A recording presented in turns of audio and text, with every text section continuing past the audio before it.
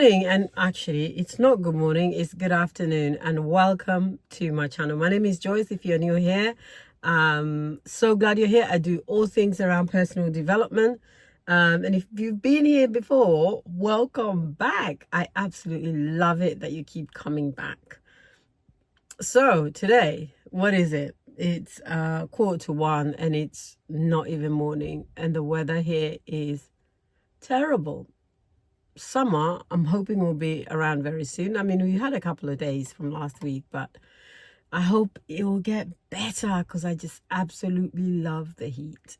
Anyway, beside the point, I was thinking about what to talk about this morning, and the word commitment just popped up. And it may just have popped up because it's been a struggle for me actually to keep recording every single day. And I wasn't sure that I had it within me. And then I just remembered it's day 15. I'm going to have to keep going. And so all of us, whatever you are, whatever you do, in whatever area you do it in, you don't always feel 100% on top of the game. There's always stuff that we need to do to inspire ourselves, to keep ourselves motivated, and to keep ourselves going. And so for me, one of the things that keeps me committed actually stems from this quote, which I am sure you've heard before: dance like no one is watching. And I know that's a bit weird to relate to commitment, but hang with me. I don't know if you're a dancer at all, or if you enjoy dancing, or you find it weird. Most people, well, actually, let me speak for myself. Some of us find it really difficult dancing when people are watching. I would rather sneak up when everyone else is either completely paralytic or busy dancing themselves. And so, I just find it really awkward and weird to let myself go. But I always imagine myself, and this is what I do to dance. I imagine that no one is watching. And only then am I able to let my guard down. And I've started to relate that to commitment, because commitment is hard, whatever you're doing. And, if you do have a job, you'll find people that you work with that only work because they're being watched. If you've had children, half the time you have to chase them to make sure that the job they said that they were going to do is actually done.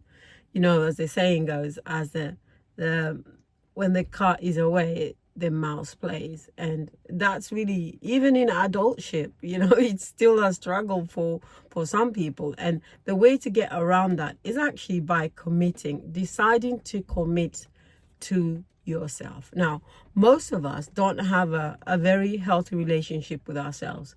And I think for the most part, we don't even think we need a relationship with ourselves. We're actually more faithful to friends and other people more than we are faithful to ourselves. And what I want us to be cognizant of is that we have to put ourselves in the highest esteem. And part of that is actually committing to ourselves. So when you say you are going to do something, like I did, I was going to deliver a video every single day for the month of July. Part of the reason I'm able to do that is because I know people are watching me and are waiting for a video every single day.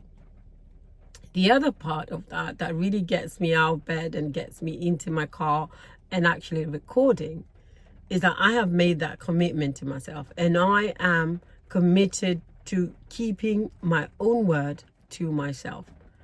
Because I found out that a lot of the times I was my biggest letdown. I always used to say, I'm going to do this and I'm going to do that for myself. And because it wasn't to anybody else, it didn't feel like I was harming myself. But actually I am, because self-confidence is really built on how you feel about yourself. And unfortunately, how you feel about yourself is based on all of those commitments, subconscious stuff that you've made to yourself and haven't kept. So it always comes back to, well, who's going to listen to you anyway, because you don't listen to yourself. And so that's one of the reasons why I find it really, really important to commit to myself. And I urge you to really do that for yourself. If it's about a to-do list, making sure that you have a to-do list every morning, for example, and you keep those commitments to yourself above all, more than anybody else, and you will find your confidence skyrocketing. because half of the battle is the one we have within ourselves. And if you can't trust yourself, why should anybody trust you? If you can't commit to yourself, why should you commit to anybody else? Aren't you the most important person in your life? Should you not be the most important person in your life? And if you say, and I think this is part of the drama we have within ourselves. Oh, I said I was going to meet, say, for example, Helen on Friday. If you don't go to meet Helen on Friday, you really feel awful about that, don't you? And so if you say to yourself, I am going to do such and such, I'm going to have a self-care day on this day, I am going to go to the pub or to coffee shop this day. If you don't keep that commitment, you should equally feel as guilty as you did for letting yourself down as you did Helen. And I know most of us, and me included, that's been a difficult journey to do, because we've been taught that everybody else matters except for ourselves. And so my suggestion to you today is keep your commitment to yourself above all, above anyone else. Because if you can do that on a consistent basis, I guarantee you the person you become in front of everybody else will be simply a mirror of who you are to yourself. And that is a challenge in life, being faithful to ourselves. I hope that's been helpful. I'm going to have my lunch now, and I will speak to you tomorrow. Take care. Bye.